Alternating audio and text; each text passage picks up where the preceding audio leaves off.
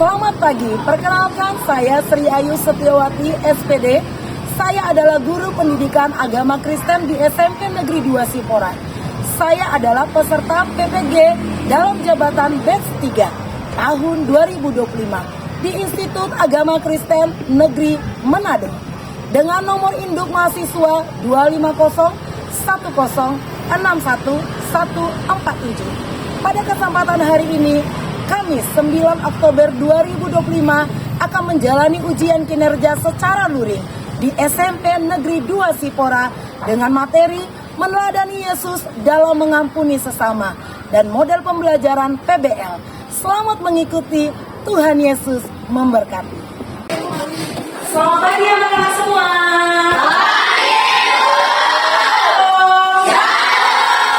Bagaimana kabarnya? Luar biasa semuanya. Baik anak-anak, sebelum kita mulai pembelajaran kita, alangkah baiknya kita berdoa dulu. Nanti silakan yang berdoa berdoa.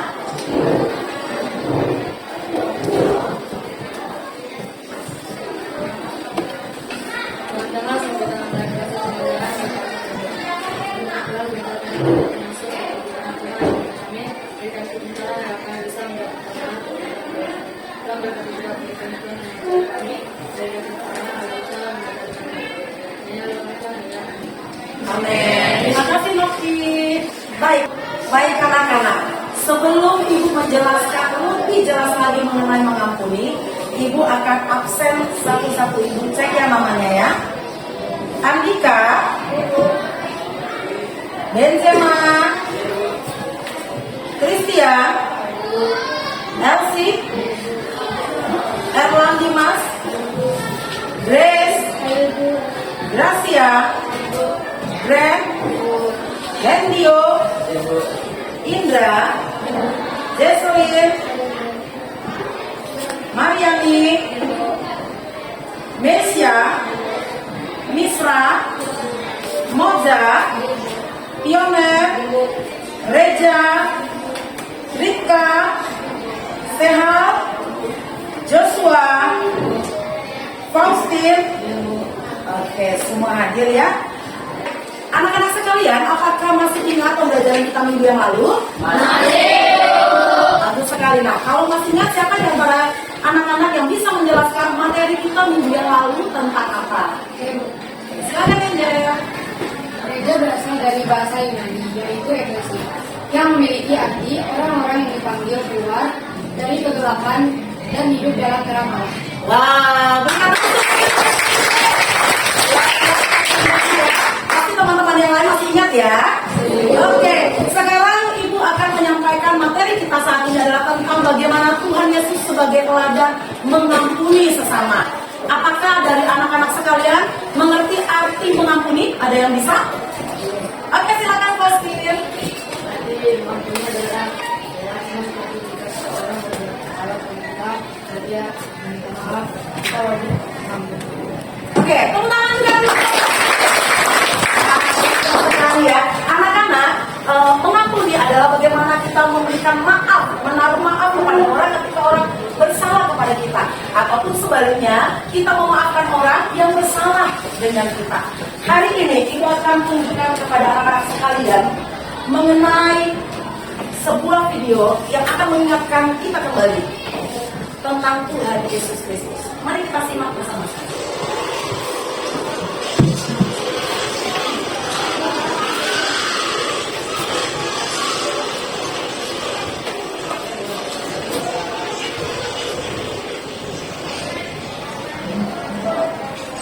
Ya, baik anak-anak, tadi kamu sudah melihat bagaimana Tuhan Yesus disalibkan untuk menebus dosa kita dunia ini.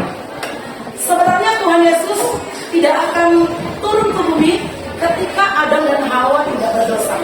Namun Adam dan Hawa memilih untuk berdosa. Ya, ketika dia melanggar peraturan di Taman Eden, maka dosa telah ada. Oleh sebab itu yang ditebus adalah manusia.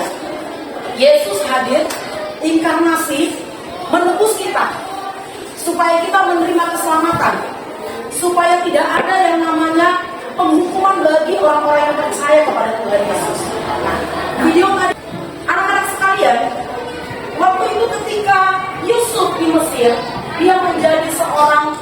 kedua pembesar di Firaun.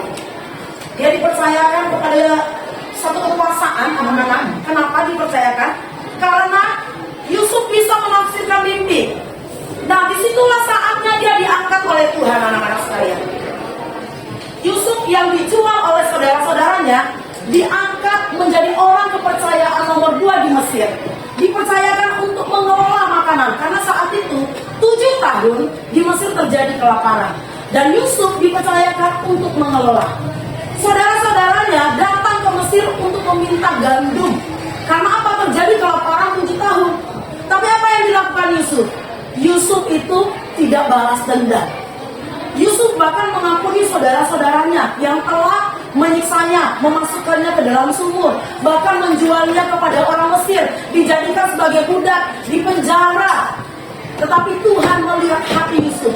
Ketika dia mengampuni saudara-saudaranya, dia dipercayakan di Mesir, menjadi orang nomor 2 di Mesir. Bahkan dia bisa memberi makan kepada saudara-saudaranya. Dia mengampuni saudara-saudaranya. Sebab perhatikan anak-anak sekalian, Ibu akan menunjukkan bagaimana dia datang memeluk saudara-saudaranya.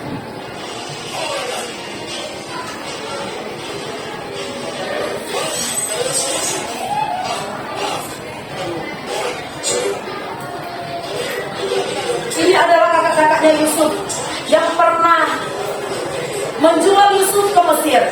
Bahkan hampir nyaris Yusuf harus mati di dalam sumur. Tetapi apa yang dilakukan Yusuf? Kita lihat.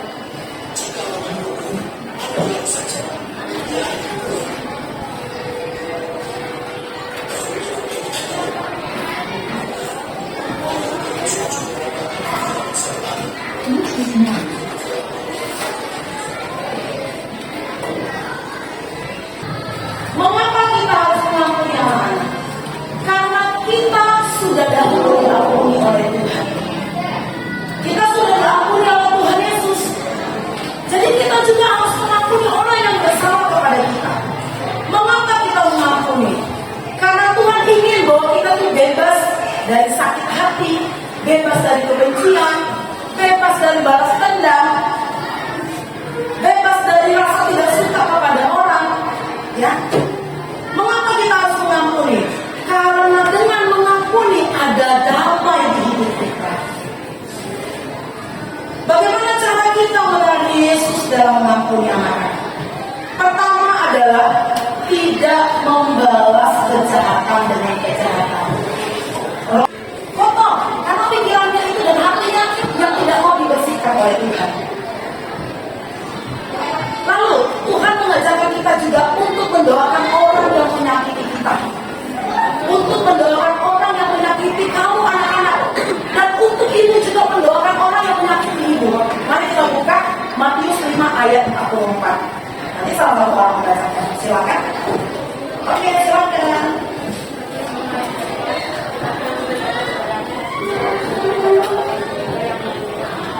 Oke, kasihilah musuhmu dan berdoalah bagi orang yang menganiaya kamu. Anak-anak pernah merasa teraniaya? Pernah. Pernah nggak merasa teraniaya dengan aturan-aturan sekolah? Pernah. Pernah. Pernah merasa kesel dengan aturan-aturan orang tua? Pernah kecewa dengan tingkah laku orang tua? Atau pernah sakit hati karena teman? Pernah kamu nangis karena sahabatmu? Misalnya pas sahabatmu menceritakan kamu di belakangmu,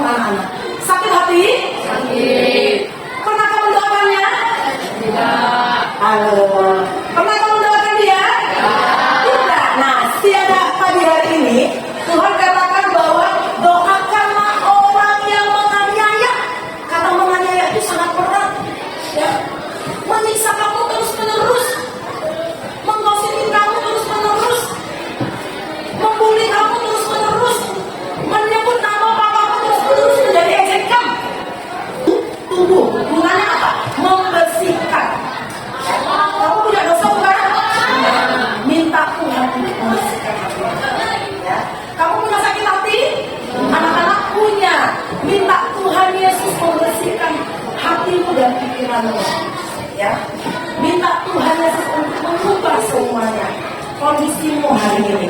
Kalau kemarin tidak bisa mengampuni, maka Yesus ajarkan saat ini untuk memberikan pengampunan kepada teman, adik, kakakmu, papa, apalagi opung, untuk melepaskan kekecewaan. Apa? Anak-anakku, coba gambar yang ketiga gambar apa?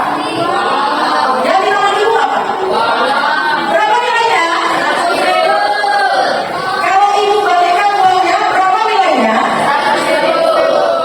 Serius. Balikan lagi berapa nilainya? Oke, sekarang uang ini ibu remas-remas. Ibu remas terus. Ibu remas. Ibu geram. Berapa nilai uangnya anak-anak? Bisa beli apa aja? Apa kebutuhannya anak-anakku? Sabun, apa lagi? Soden, apa lagi? Buku, apa lagi? Pena, terus? Bakso. Nah, sekarang uang 100.000 ini, ibu injak-injak. Ibu injak-injak uang 100-nya. Berapa nilainya? Masih bisa membeli? Masih bisa beli bakso? Masih bisa beli buku? Masih bisa beli apa lagi? Mie ayam? Oke, sekarang kalau ibu lemas-lemas lagi, ibu injak-injak, pasti kamu bernilai anak-anak? Masih 100.000? Nah, kamu bernilai di mata Tuhan. Kamu berharga di mata Tuhan. Makanya Tuhan Yesus ajarkan karena kamu bernilai dan berharga. Tuhan Yesus ajarkan supaya nilaimu itu jangan dinodai dengan sakit hati. Mungkin kamu seperti hatimu diremas oleh perkataan mama di rumah. Ya, dicerewetin, ya, diomelin setiap hari. Mungkin dicubit, diremas, hatimu diremas, aduh sakit. Aku kecewa, kata Gabriel. Mamaku gak kasih jajan, kata Rika. Ada aku cerewet, dikit-dikit suruh cuci piring, diremas hatimu. Kata Tuhan, kamu bernilai. Oleh sebab itu harus diampuni. Orang tua dan orang lain yang menyakiti kita. Mungkin kamu terasa diinjak-injak, ya, perasaanmu, pikiranmu diinjak-injak sama temanmu. Temanmu gosipin kamu, sahabatmu gosipin kamu. Padahal sahabat, gosipin saya. Perasaanmu diinjak anakku. Kamu tetap bernilai di mata Tuhan. Oleh sebab itu, karena kita bernilai, kita harus mengampuni.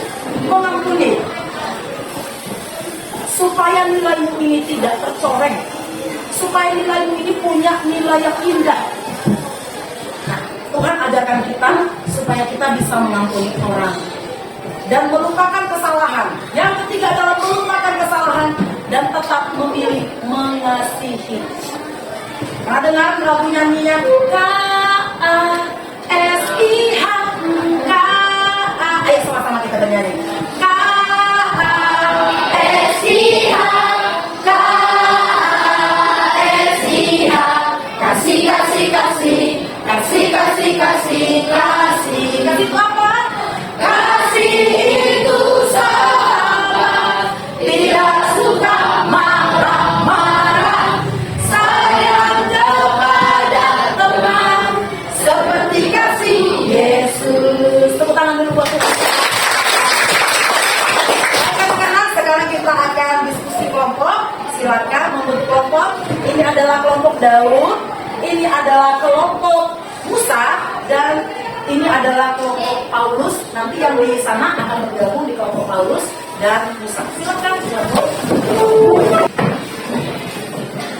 Ibu akan memberikan lembaran kerja di mana di setiap kelompok, baik itu kelompok Daud, kelompok Musa dan kelompok Paulus, menjawab dengan diskusi yang kecil, yaitu pertama tentang teman yang menghina. Lalu yang kedua, sahabat yang berbohong. Yang ketiga adalah keluarga yang bertengkar. Daud nanti membahas tentang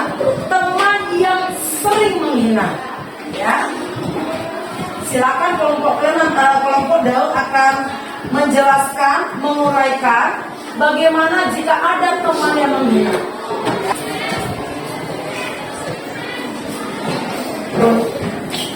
Ini kelompok Daud, silakan berdiskusi. Dan ini kelompok diskusi.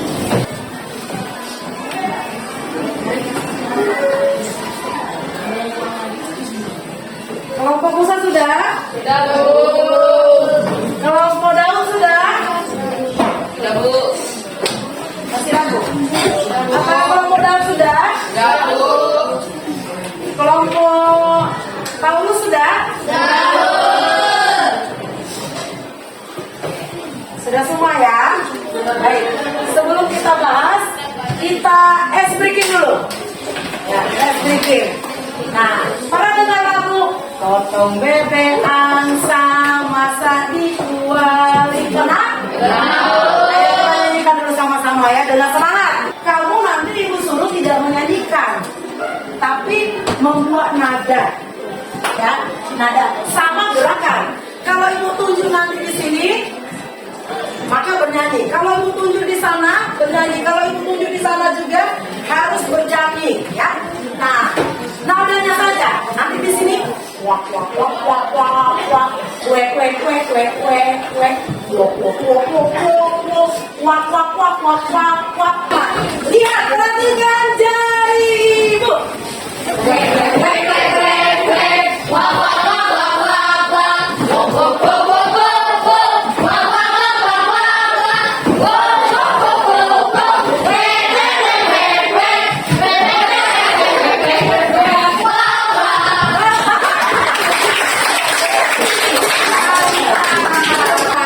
Oke, silakan. Kelompok Musa menjelaskan hasil dari diskusi kelompok. Dengar ya, Pak ya. Sahabat yang berbohong, Doni kecewa karena salahnya dia berbohong tentang dirinya sehingga dimarahi guru.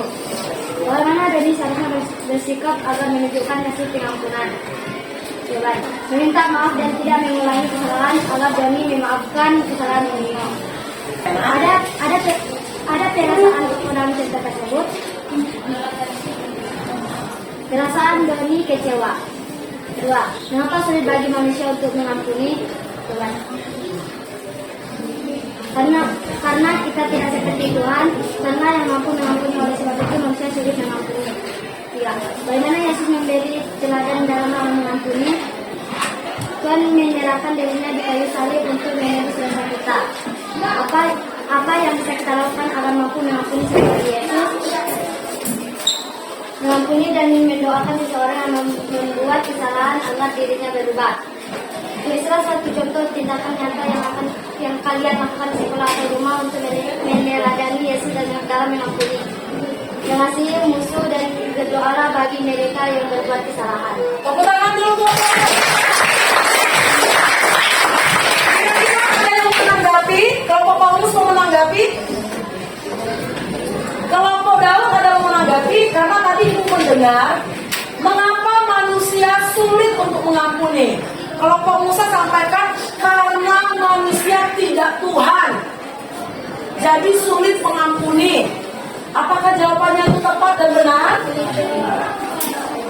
Ayo, jangan ragu-ragu. Nah, ada yang bilang tidak? Angel tadi, gimana Angel? Tidak. Kelompok ini benar kan? Benar. Ada yang tidak sepaham? Oke, Pak, ya, ada yang lain? Ya, sekali lagi anak-anak, ibu ingatkan kita harus meneladani Yesus, ya. Kita harus meneladani Yesus. Kita harus bisa mengampuni seperti Yesus mengampuni. Ya, kita harus bisa mengampuni seperti Yesus mengampuni. Tidak membalas kejahatan dengan kejahatan. Pertama apa?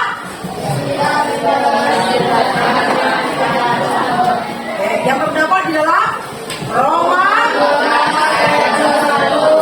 Oke, satu orang membacakannya, Roma 12 ayat 21.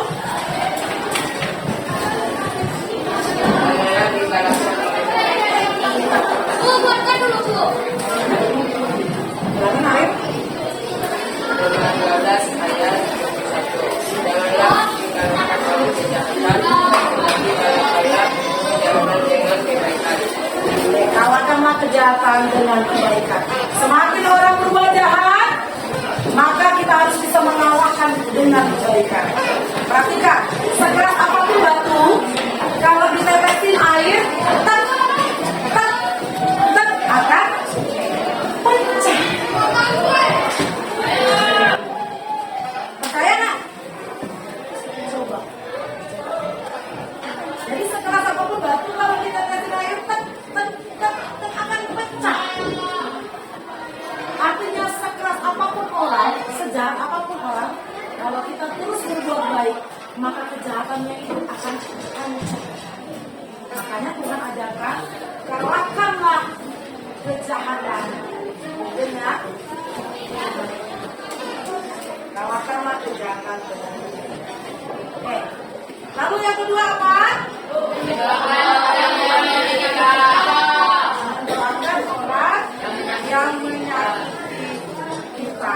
Ya.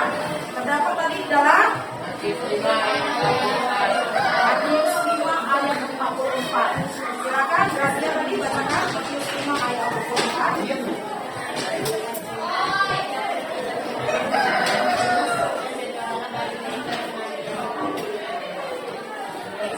Doa yang menganiaya kamu. Jadi tidak ada lagi sakit hati, tidak ada penyakit hati, tidak ada namanya balas dendam, ya. Tidak ada yang namanya kecewa. Tapi kita doakan supaya apa? Tuhan yang memahami mereka. Tuhan yang memberkati mereka. Oke? Lalu berdoa supaya hati kita juga bisa dipenuhi dengan kasih, ya, dengan cinta Yesus Kristus. Lalu apa lagi anakku? Melupakan, nomor 3 apa? Melupakan kesalahan dan tetap mengasihi. Terdapat dalam 1 Korintus 13 ayat 5. Mariani bacakan 1 Korintus 13 ayat 5.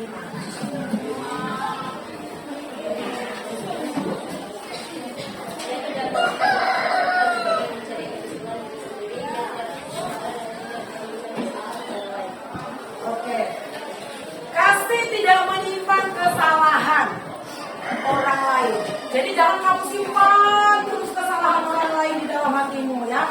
Aku simpanlah kesalahan Gracia dalam hatiku. Aku simpanlah kesalahan Yosua di dalam hatiku. Aku simpanlah kesalahan gereja di dalam hatiku.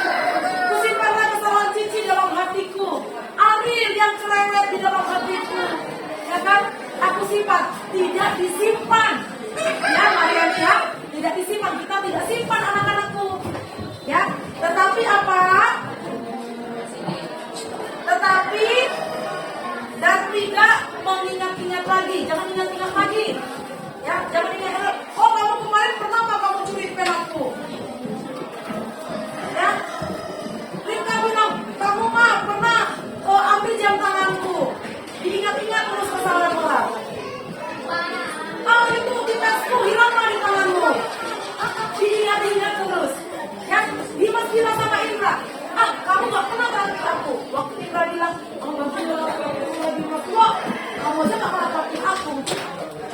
Gak mau diingat kesalahan temannya. Nah, Tuhan bilang jangan diingat-ingat anakku. Ya, jangan diingat-ingat, jangan terus-menerus diingat-ingat. Walaupun kita pernah disakiti, jangan diingat-ingat itu lagi. Setuju? Sepakat? Oke, sepakat. Oke ya. Jadi biarlah itu setiap kesalahan. Contohnya kamu pernah kecewa, buang ke dalam tong sampah. Ya, bukan maksudnya itu kamu langsung buang ke tong sampah sana, tidak. Tapi buang, anggap kamu harus buang ke dalam sampah. Sakit hati, buang ke tong sampah.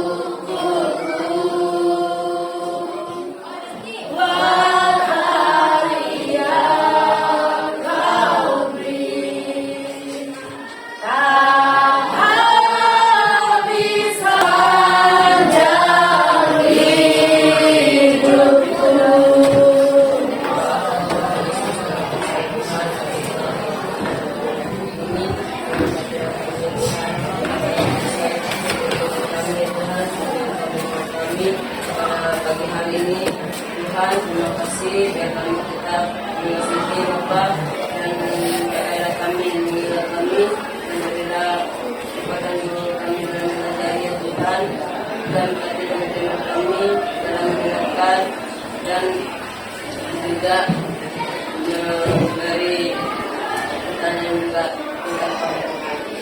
Kami dan bersyukur ya Tuhan, bagi doa kami, amin. Amin.